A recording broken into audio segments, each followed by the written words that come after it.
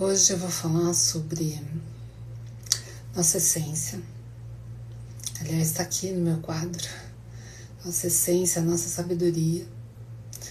Mas também sobre os limites que ela encontra quando ela encontra a estrutura do nosso corpo, do nosso ambiente, do momento que a gente vive, da nossa cultura. Eu confesso que eu compreendi isso através das constelações, mas também através dos estudos de filosofia espiritual que eu gosto de fazer. E eu gosto de fazer em várias religiões, porque todas conversam muito bem sobre isso. Então, nesse processo de encontrarmos a nossa essência, a nossa sabedoria, a gente vai encontrar com os limites do corpo, com os limites desta presente vida. Então, quando a gente escuta, você tudo pode, mas nem tudo te convém, você tudo pode, mas você vai encontrar limitações, são as regras da natureza. Então, quando a gente observa a natureza, tudo tem uma identidade, essa identidade vai definir uma forma, um modelo, e a partir dali você vai ter os limites daquela identidade. Por exemplo, um pé de carvalho não dá fruta, mas dá sombra. Então, a nossa experiência, desde o momento que a gente nasce, traz com ela uma identidade.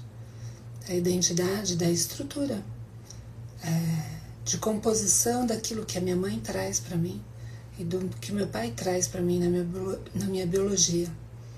Eu sei um pouco disso através da homeopatia. Então, nesse processo de união desse histórico da mãe, esse histórico do pai, histórico de quantas pessoas lá atrás, você traz uma informação genética, que a epigenética já disse, ela não é mandatária. Você tem a possibilidade de modificar isso. Você tem a possibilidade de modificar esse seu destino. Você vem dentro de um processo, uma estrutura física, celular, mas a partir dali você consegue alterar. Michiko Shama também fala. Mas como que você altera isso?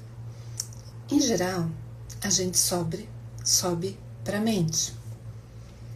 Então a gente busca informação, conhecimento. Conhecimento é fundamental porque ele amplia o nosso olhar sobre as possibilidades. A gente faz isso através das meditações, um centramento. Também faz isso dentro das filosofias, buscando observar e sentir as virtudes como uma tentativa de fazer uma mudança. Mas, quando você coloca isso em prática, você vê limitações. As limitações do hábito, que daí é corpo emocional, é corpo químico. Então, para você fazer essas alterações desse processo mecânico que é o corpo, a mente ajuda? A mente ajuda. Ela traz muita informação, te traz conhecimento, te traz muita informação, te traz muito conhecimento. Mas, para que esse conhecimento se torne aquilo que você entende como o que faz sentido para a tua alma, para a tua experiência de vida, você vai ter que entrar em contato com os seus processos emocionais. Porque são eles que te limitam ao próximo passo. Esse condicionamento, você escuta bastante agora os neurocientistas falarem na internet, esse condicionamento do corpo químico, dos neurotransmissores, dos neurohormônios, dos peptídeos no seu corpo. Quem falava bastante disso era Kenzie Pert. Sua célula tem uma portinhola ali. E ela fala, para você entrar aqui, eu tenho que abrir essa porta. Mas se a porteira estiver fechada. Então é como se o nosso corpo ele tem uma inteligência para fazer a gente sobreviver. Ele nem precisa de nós para sobreviver, a não ser que a gente force uma situação. Mas, para essa sobrevivência, trazer a nossa essência, a nossa sabedoria, aquele estado de paz, de felicidade, eu tenho que primeiro observar o meu corpo. Qual a mensagem que ele passa? Como isso movimenta as minhas emoções. Para daí conseguir pegar o meu conhecimento e utilizar ele nessa tradução que a mente faz do corpo. Então é como se fosse uma mecânica muito bem elaborada. Deus é genial. Então, aonde que entra o coração e a respiração? Primeira coisa é que quando você... O seu processo de vida começa aos 21 dias, quer dizer, começa no processo antes, que é o processo embrionário. Para as filosofias espirituais começa ainda antes. Mas lá no processo embrionário, na união do pai e da mãe, já vem lá a informação dos dois. As informações de comportamento e de energia da mitocôndria da mãe e as informações dos cromossomos e do que a gente chama de destino do pai. Aprendi isso em homeopatia. Então,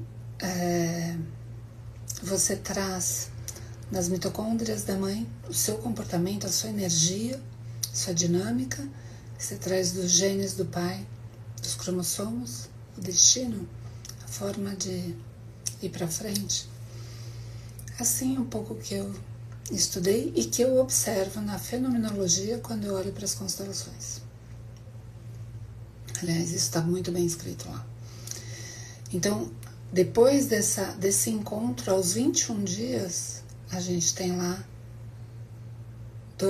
um movimento à direita do coração e ele começa a bater. E é nesses 21 dias que a alma diz, sim, eu vim e estou dando certo. E daí ela começa a bombear as informações morfogenéticas, que é todo o condicionamento do corpo, e daí eu acho que já vem a impressão da alma, e também o condicionamento aos nutrientes que ela traz, aquilo que está acontecendo no ambiente da mãe, do pai, do momento social que ela está.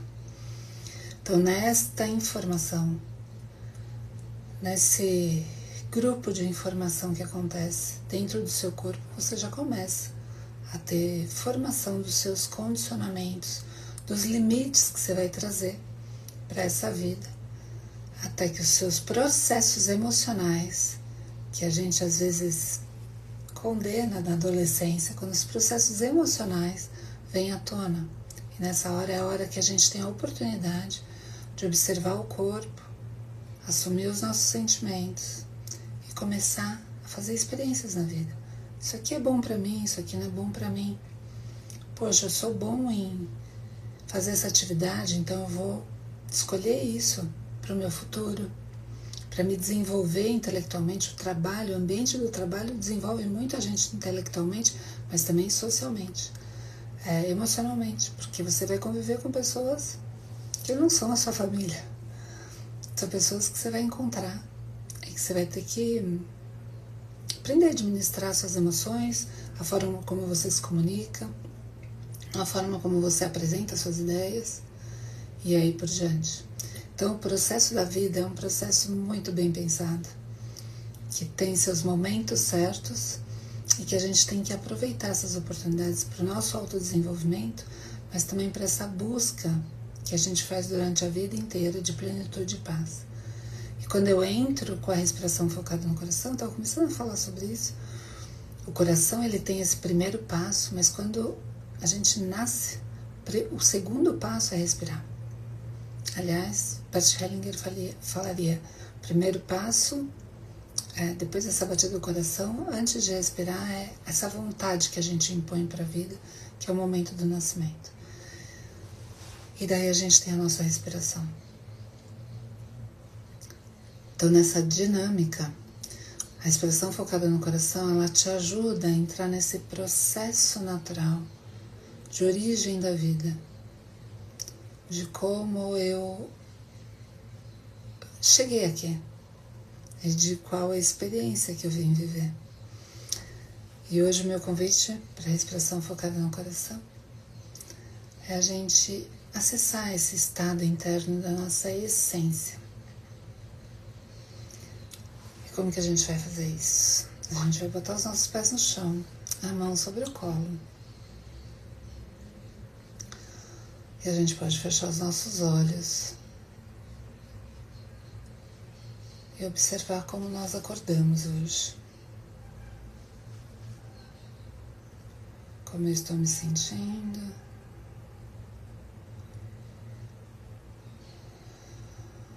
Quais são as minhas emoções?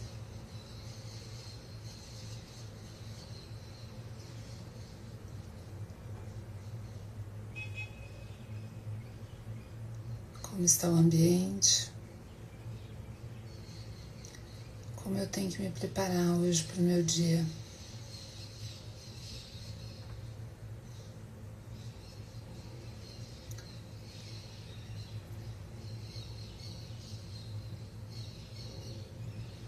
E daí, respirando calma e profundamente, eu foco a minha atenção na área do meu coração. E sinto o ar fluindo de dentro para fora da área do meu coração. De dentro para fora da área do meu peito. Respirando cada vez mais calma e profundamente. Eu vou encontrando um ritmo que é só meu.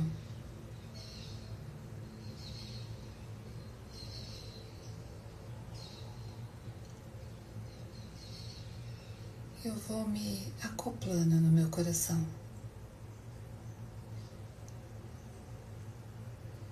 Como se ele fosse um ambiente onde eu me sinto abraçada. Como se eu me aprofundasse na essência do meu coração.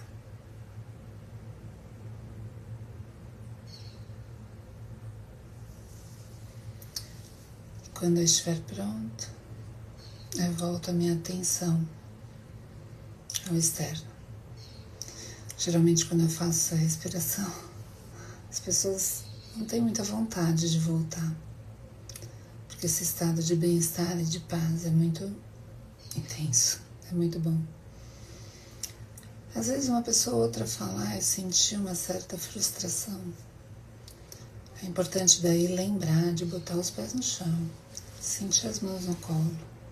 Eu gosto particularmente de colocar uma das mãos sobre o coração. Respirar calma e profundamente, principalmente soltar o ar. Deixar que a frustração também possa ser dissolvida no ambiente. Provavelmente se há frustração é porque eu não estou conseguindo viver tudo que eu vim viver.